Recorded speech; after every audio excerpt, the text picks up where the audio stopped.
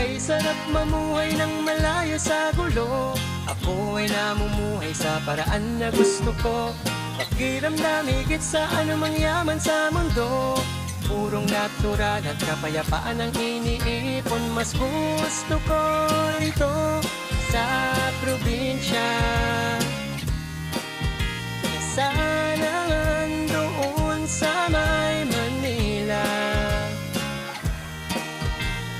Puro polusyon lamang ang iyong makikita.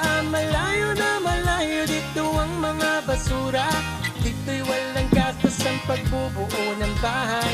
Purong natural lamang ang aming pamumuhay. Nagtutuwa pa lumangoy, gumawa ng sariling apoy. Na in love sa kagandahan ng kalikasan.